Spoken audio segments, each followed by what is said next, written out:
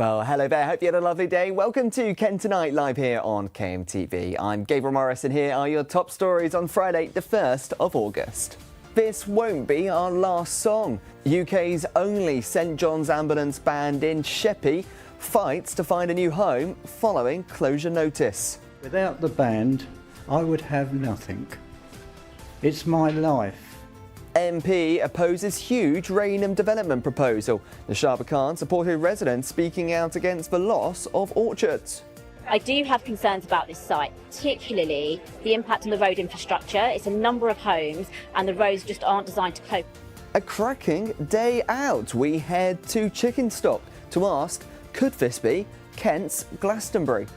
Started in our back garden and somebody turned around to us and said, you know what, why don't you just open this up to the public? So in moment of madness, we said, yeah, why not?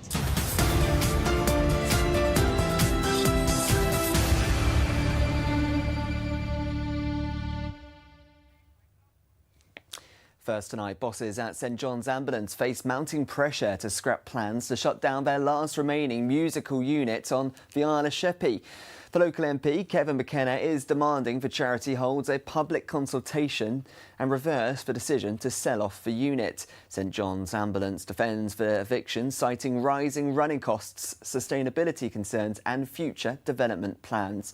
Well, our community reporter Henry Luck went to meet the band members fighting to save their group.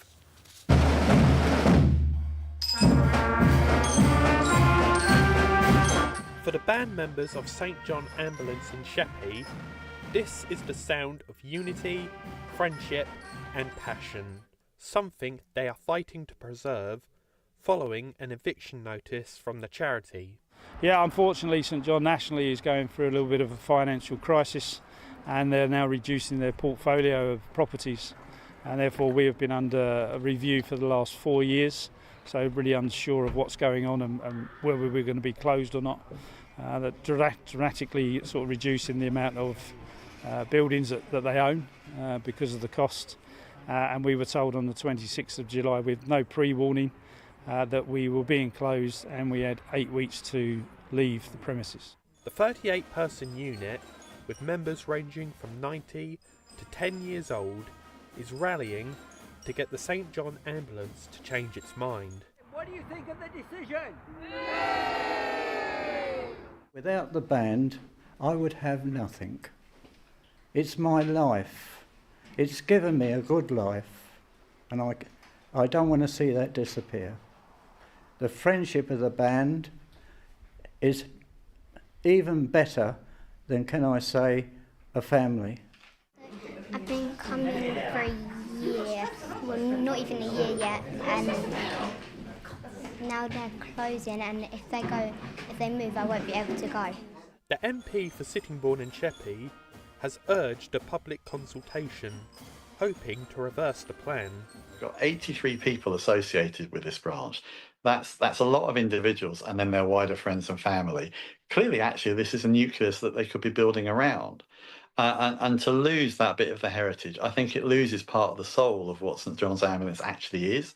St John Ambulance said the decision to close the unit, which has been standing since the 1970s, has been made because of a range of factors, such as cost, sustainability and the building's condition. Even though they recognise and honour the commitment of the unit, it says plans must be made for the future.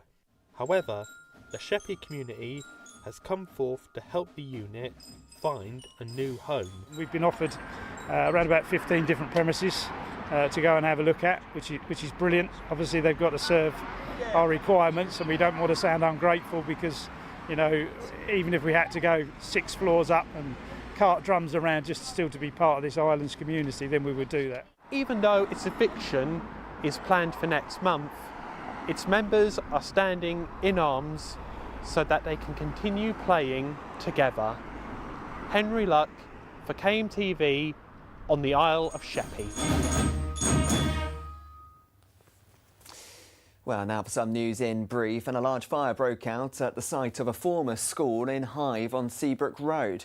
6 fire engines and a height vehicle were called to the former Foxwood School building late last night. There were no reported injuries. However, residents living near the area were advised to keep windows and doors closed from 7 a.m. to 11 a.m. this morning when that advice was withdrawn. Well, the plumes of smoke could be seen from across the town, as these pictures show, and the cause of the fire remains unknown. Well, in other fire-related news, a recycling centre which was on fire for 12 hours in Strood is set to close down.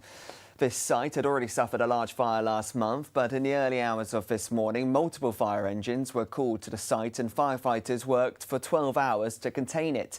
A spokesperson said that Viridor, the company who owns the centre, was unable to find a buyer for the business and therefore will decommission and close their Rochester site.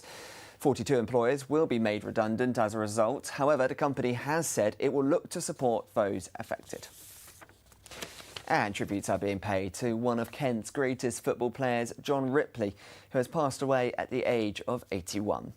During his 12-year career, John was the record goal scorer with Dartford Football Club, in total scoring 175 goals during his 512 appearances for his team. John was also a businessman, singer and entertainer, notably being a big Max Miller fan and even joining the Appreciation Society for him. Well, he entertained audiences with impressions but also fundraised for charity, though the performances he did and will be dearly missed by his daughter Kim, his 3 grandchildren and many others. Now, anger is boiling over in Rainham as plans push forward for a large-scale development that would wipe out a local orchard. Labour MP for Gillingham and Rainham has joined residents on the front line, voicing serious concerns about the strain on infrastructure and the environmental damage. Well, our reporter Daisy Paige was at yesterday's protest to hear firsthand why locals are determined to stop the plans. It is the second protest in just 2 weeks, as proposals might see 126 acres of agricultural land turned into a housing development. 4 years ago, Rainham residents fought to save their orchards, but here today they're in protest again against the unwanted houses. Here you can see the land, which has the proposed developments for 170 homes by Esquire, which includes schools, a community centre, a nursery and a care home. But residents have concerns over the impact of the proposed plans. I think it's the loss of this valued landscape, the loss of the productive orchards, the impact of the traffic and the mayhem that this level of development will cause, and those impacts on the heritage properties and the heritage areas. The site is the wrong site, I think, for that type of development. I recognise the need for new housing. I do really recognise that, but this is prime agricultural land. It's a productive orchard. Orchards provide a really important and valuable habitat for a whole bunch of species. Generally, the infrastructure is so poor, in my opinion, that we can't really afford, for the Medway towns generally, not just Rainham, to have a big population explosion. In support of the protest was Labour Party MP for Gillingham and Rainham. So I actually recognise that we have a housing crisis and it's something we really need to tackle, and I'm very supportive of Labour government's plans to bring forward new affordable housing, tackle the housing crisis and particularly some of the challenges that we face around temporary accommodation and people living in substandard homes. I think having a roof over your head should be a right, and that's something I support. I do have concerns about this site, particularly the impact on the road infrastructure. It's a number of homes and the roads just aren't designed to cope, and I don't believe that the mitigations that have been put in place for this particular development suitably will address that issue. The proposals are a part of the Medway Council's local plan, which has not yet been adopted, but the council has been operating without this planning framework for over 2 decades. This council, under the previous Conservative government, lost £170 million of infrastructure funding. Why is that important to this particular set of circumstances? Because that's meant that the housing number, which has decreased slightly under the new Labour government, we've had to share that across Medway more widely. So the number has gone down slightly in Who, because the infrastructure has now not got the funding that it did have, and it's meant that other parts of Medway have perhaps taken slightly more than they would have done in previous iterations. But for now, the plans are just proposals, meaning they won't be submitted until after the adoption of the Medway Council's local plan, which is expected to happen late next year. Daisy Paige for KMTV. Well, reporter Daisy Paige joins me in the studio now. Daisy, you were at the protest last night, second one, as you said, in just 2 weeks. What's the feeling amongst these protesters here? Yeah, so when I went outside the community centre yesterday, there was around 60 to 70 people. As you can see, they all had signs chanting "Save Our Orchard," and many of them spoke to me about their concerns, and their concerns were about an array of things. One concern was around infrastructure, not being able to cope. I know that you reported on one of the protests that they'd done as well, and you heard about traffic concerns. And many repeated this yesterday as well, saying that the area is already difficult to drive around, and they're concerned that more houses means more cars on the road and more traffic. And there was also a concern for the apple orchard itself, the loss of that, meaning the loss of habitat for wildlife, but also the loss of history. Now, as mentioned, 4 years ago, they were protesting against the buildings there. The previous application was first submitted in 2019 and was for 1,250 home development. Medway Council refused the application in 2020 and successfully defended the decision at a planning appeal the following year.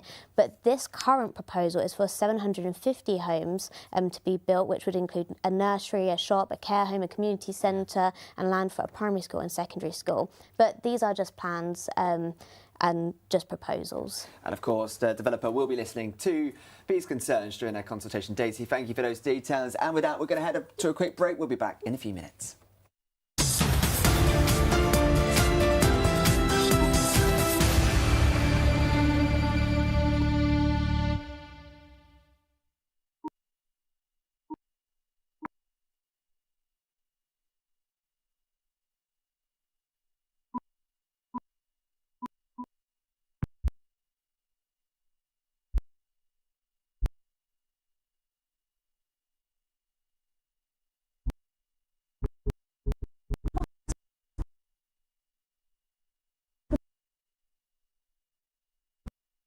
Visits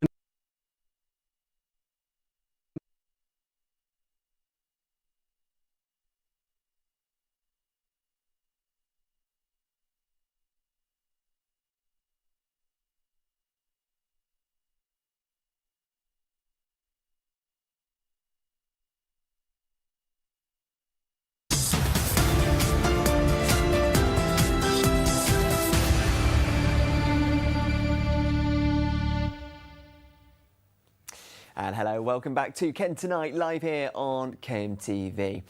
Now, there has been some recent debate among people in the county whether some artwork is a Banksy or not, which appeared in Tenterton. Some people have drawn comparisons to that world-famous artist, but the big question, is it actually his or not? Well, our reporter Maisie Walker joins me in the studio now. What more can you tell us, Maisie?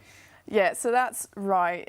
So-called anonymous street artist Hen Dog has been recently applauded for their work of a child playing a harmonica and guitar in Sire's Lane, which you should be seeing on the screen right now.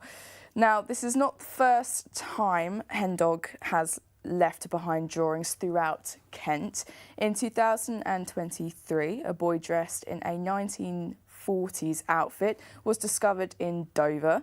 And in October, a piece featuring a child carrying a fishing rod was spotted near a lake in Moat Park, Maidstone.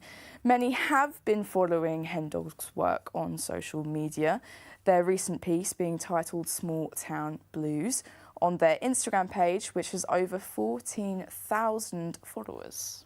Yeah, interesting stuff there. Obviously, world-famous artist Banksy can get millions of pounds for some of his artwork, and I think people don't mind too much if one gets stenciled or graffitied on the side of the building. But I guess for other graffiti, it's not as easy. But how about a Hen Dog? What makes his work so popular amongst people in Kent? Yeah, so, well, on top of their frequent return to Kent, of course, it seems that the public have taken a great interest in Hen Dog's artistic pursuits because of the similarities their pieces share with the notorious street artist Banksy. In fact, a member of the public shared their belief that Hen Dog's intricate stencil work has even more detail than Banksy's work. Now, while some do thank the artist for making a boring corner interesting, others are hesitant to support Hen Dog's work, given the controversial nature of their art. Though some claim Hen Dog's artistry is not vandalism, others are inclined to disagree, saying that although it is beautiful, they wouldn't really be feeling the same way if it was done over their house. But despite this, however, we do see a common agreement amongst people that it is an honour to have their art in Tenterton. Yeah, it can be controversial, can't it? I suppose if it was a Banksy, as I was saying, you wouldn't mind too much, but somebody else, it is still illegal. I'm sure the homeowner and the council would have something else to say. Maisie, thank you so much for bringing us those details. Well, now, engines will be revving and tails will be wagging in Tenterton this Sunday as the Lions Club hosts its Pistons and Paws 2025 show. With over 200 classic cars, a lively dog show and family-friendly activities, they say it promises to be the highlight of the summer. Well, I was joined earlier on the show by one of the organisers. Well, Mike, thank you so much for joining us this evening. Now, tell us a little bit about what's happening this weekend. Classic cars and dogs all in one event. That's right. Hence the title, Pistons and Paws. Well, what's going to be happening is, I've done it for 7 years now, this is our 7th year, is that we welcome over 150 cars, up to 100 dogs. We have catering, we have drinks. It's a very much a family show. There's trade stands, for example, as well. So it's an all-round event, just fun. It's not huge, but it's very, very nice and very well run. And what sort of cars can we expect to see there this weekend? A real variety. The oldest, I think, is a 1919 American Studebaker. We have 1920 Morris Bullnose. We have Rolls Royces. We have 17 Mercedes of different types. We have the Ramsgate Old Motor Club. We have also the Kent Classic Car Show, Classic Car Club as well. So, you know, there's a lot to see with different vehicles and all interesting. And of course, is there still the opportunity if you have a classic car or maybe a dog to go down there this weekend and take part in some capacity? Absolutely. Yes, you're welcome. Dog owners are welcome and they can just turn up on the day, on Sunday. And also classic car owners. We're very happy for them to turn up on the day. We have space reserved for people who turn up on the day. Amazing. It sounds brilliant event. And of course, this will help Tenterton's economy because obviously there'll be trade stands there, as you're saying, but perhaps afterwards, maybe they want to fancy a ride on the local steam train there, or maybe go for a meal in one of the local restaurants. So this must be helping the local economy. I'm sure it is. It is. And also, which is importantly, Tenterton Lions is a charity, and our ethos is to collect funds to help local causes, schools, local youth clubs of different types. For example, the boxing club, the netball club. And we like to try and raise the funds to support local people. That's what the Lions is about. And yes, we do contribute a small amount to international problems. And that's because the Lions is an international body invented in America originally, but 1.4 million members worldwide. It's a large organization, but very local here in Kent. And we've been in Tenterton, we were formed in 1957, so we've been here for a while. And what do people need to know? If they're watching this right now, what time shall they get there on Sunday for this event? And where is it, importantly, in Tenterton? It's, first of all, the time to get there. You can get there any time from 9:30. The show starts at 10. It's on the Cranbrook Road. That's you go the other side of Tenterton as if you were going to Hastings, and it's the first big road on the right. It will be marked. It's about a quarter of a mile away over the railway line, because you cross the level crossing there, and up on the left-hand side. And it's got wonderful views of the railway as it goes by as well. I'm sure the steam trains will be puffing on by over the weekend, so there's lots to see there. Thank you so much, Mike, for your time today. Hopefully the weather stays clear for you on Sunday, and best of luck with the event. That's very kind of you. Thank you, Gabriel. Bye-bye. Well, what's the weather going to be like for that event this weekend and others taking place across the county? Let's take a look at the weather and find out.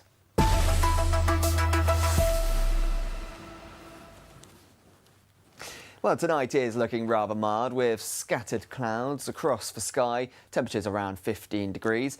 Into the morning, much of the same weather in most of the west, mostly clouds in the east with similar temperatures and high wind speeds. And in the afternoon, temperatures rising to highs of 21 degrees, 20 elsewhere with more clouds coating the skies. And here's your outlook for the next few days. Highs of 22 on Sunday with partly cloudy weather. Monday, much of the same weather rising to 23. Tuesday, seeing some clouds with highs of 23.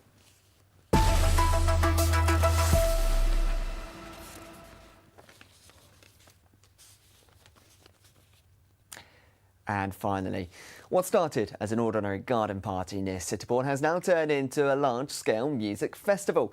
Chickenstock sees thousands of people coming through its gates every day, and the organisers say children under 10 go free, so it's a family-friendly event as well. Kristen Hawthorne asked though, could this be Kent's answer to Glastonbury? This week, hidden in Stockbury, there's a field that isn't growing food or flowers, but a festival. This festival began in 2018 in Moya's back garden. It was 2 days long and hosted around 200 people. This year it's now 4 days long and has 1,000 people per day. So it's really growing, and some say, could it be the next Glastonbury? I don't want it to be. I like the fact that we're small. You know, if one of our attendees has a problem, we're small enough that we can be personable and try and help sort those out. It's a really, really friendly atmosphere. And also we are limited by the amount of land that we borrow. But I really like little boutique festivals myself to go to. So that basically we're running the festival how we would want a festival to be that we were attending. I wouldn't want it to be the next Glastonbury. I think Glastonbury is a little bit overhyped just because it's so big and you can't see everything. I think here, or festivals like this size are really nice for people to come along. I mean, I'm a bit older as well, so I like the really chilled out vibes here as well. So whether people came to support the acts or to have some family fun, it seems like there was something for everyone to take part in. I mean, you have been here, this is your second year? That's right, yes. And what's it like? Oh, it's such an amazing venue. Although small, they've really done a good job to get everything together. You know, you've got a great arrangement of stalls. You've got the little theatre bit over there this year, all of the food vendors. It's very well put together, super close to the camping. I think it's brilliant. My daughter, Madeline McPherson, she's a singer-songwriter. She's been writing, singing songs for the last 5 years. She's performed at places like Ronnie Scott's, played some other festivals, and slowly but surely we're trying to grow her fan base through social media. We tend to go to kind of country festivals, go to things like Black Deer. This is pretty special because it's more local bands, fresh talent, and I think it really gives them a shot at getting up there and getting out to an audience. What is your favourite thing? The magic play, the magic thing there. I haven't been here before. It's a very friendly place. The people are lovely. There's some good food. There's some good vibes going on. So if you're not here today, come down tomorrow. You might enjoy yourself. And then, would you think you're going to come back again? And do you like all the music? Yeah. Some I don't know. Yeah. But you're going to come back again, you think?